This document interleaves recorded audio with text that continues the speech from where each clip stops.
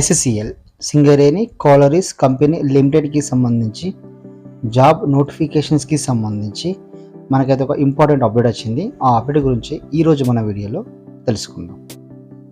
సరే, ఇక విషయంలోకి వెళ్ళినట్లయితే మనకైతే ఒక న్యూస్ ఇలా ఉంది. నియామక పరీక్షల బాధ్యత ఇక ఈడీసీఐ అని చెప్పేసి మనకైతే ఇక్కడ కనబడడం జరుగుతుంది.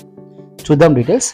సింగరేణిలో ఉద్యోగాల భర్తీకి నిర్వహించే పరీక్షలను పారదర్శకంగా చేపట్టేందుకు దేశంలో పేరుగాంచిన ఎడ్యుకేషనల్ కన్సల్టెంట్ ఇండియా లిమిటెడ్కి సింగరేణి ఎగ్జామ్కి సంబంధించిన నిర్వహణ అప్పచెప్తుంది అని చెప్పేసి మనకది ఇక్కడ కనబడడం జరుగుతుంది.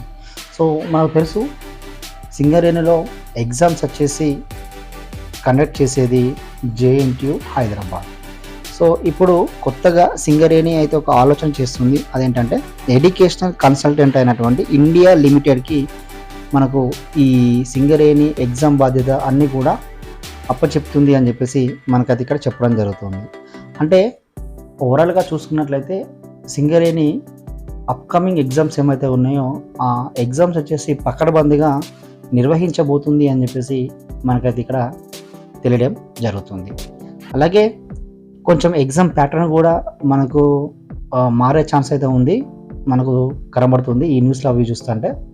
సో ఎవరైతే ఆస్పిరెంట్స్ ఉన్నారో సో మీరు కొంచెం ఎగ్జామ్ ప్యాటర్న్ ఏమైతే చేంజ్ అవుతుందో దాని మీద మీరు కాన్సన్ట్రేషన్ చేయండి. సింగరేణి అప్కమింగ్ జాబ్స్ కనుక చూసుకున్నట్లయితే మనకి ఇక్కడ అరౌండ్గా 1900 పోస్టులు అయితే ఉండడం జరుగుతుంది. అందులో ఒక 400 పోస్టులకు సంబంధించినటువంటి నోటిఫికేషన్స్ ఆల్రెడీ వచ్చి ఉన్నాయి.